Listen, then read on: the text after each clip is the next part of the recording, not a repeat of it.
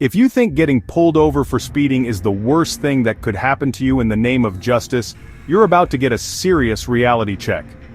Modern justice, with its paperwork, fines, and courtrooms, might seem annoying or even unfair at times, but compared to what people faced in the ancient world, it's practically a luxury spa day. Today, we're diving into the dark, bizarre, and downright terrifying world of ancient laws. Rules so harsh, they make a traffic ticket look like a gentle slap on the wrist. If you're the type who gets goosebumps from scary stories, buckle up, because these tales aren't just meant to spook you, they're real, and they happened to real people. Imagine living in a world where the law wasn't just about keeping order, but about instilling fear, obedience, and sometimes pure terror.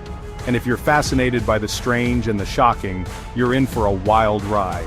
The ancient world was full of customs and punishments that seem almost unbelievable today.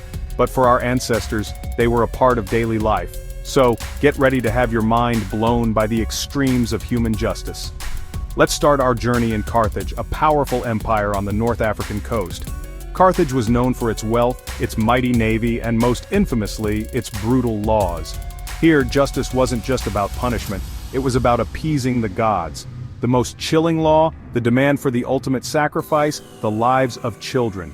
If you were a firstborn child in Carthage, your parents might be forced to offer you, yes, their own flesh and blood, to the god Baal Hammon. This wasn't a rare event or a legend whispered in the dark, it was a public, state-sanctioned ritual, believed to bring favor and protection to the entire city. Picture this, a massive bronze idol, arms outstretched over a roaring fire. Infants and young children were placed in its burning embrace while the thunder of drums filled the air. The drumming wasn't for celebration, it was to drown out the cries of the children, so the parents and the crowd wouldn't be haunted by the sound. This isn't just a myth or a story to scare children. Historians and archaeologists have found evidence that these sacrifices really happened. It's a chilling reminder of how far people would go to obey the law and please their gods. Now let's leave Carthage behind and travel east to the mighty empire of Assyria. In ancient Assyria, the king's word was law, and disobedience was met with unimaginable cruelty. If you dared to rebel, or even question the king's authority, the punishment was as gruesome as it gets: flaying alive. That's right, your skin would be peeled off, slowly and painfully, as a warning to anyone else who might think about stepping out of line. This wasn't done in secret either. The flaying was a public spectacle, meant to terrify the population into submission. Crowds would gather to watch as the executioners did their work, and the fear in the air was palpable. The message was clear: defy the king, and you'll suffer a fate worse than death. But the horror didn't end with death. The remains of the executed, sometimes just the skin, sometimes the whole body, were hung up in public places like city gates or busy crossroads. These gruesome displays served as a constant, inescapable warning: the law is absolute and mercy is in short supply. Now let's journey to ancient China, where the infamous punishment known as lingqi, or death by 1,000 cuts, was reserved for the most serious crimes.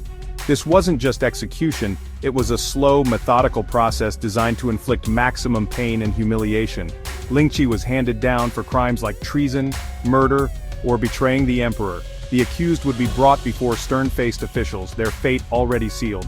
There was no hope for mercy, only the certainty of a drawn-out, agonizing end. The condemned was tied to a wooden frame, unable to move, while the executioner prepared a series of small, precise knives. Each cut was made slowly, deliberately, prolonging the agony for as long as possible. The goal wasn't just death, it was to make the punishment a spectacle, a warning, and a lesson to all who witnessed it. Sometimes lingqi lasted for hours, with the victim kept alive through sheer willpower or even medicinal herbs, just to extend the suffering. The psychological torment was as intense as the physical pain. Justice? Maybe by ancient standards, but by ours, it's the stuff of nightmares. So, the next time you find yourself grumbling about jury duty, a parking ticket, or even a long wait at the courthouse, remember, you're living in an age of mercy, rights, and second chances. Compared to the ancient world, our justice system is a walk in the park. Be grateful you're not facing the laws of Carthage, Assyria, or ancient China, because things could be way, way worse.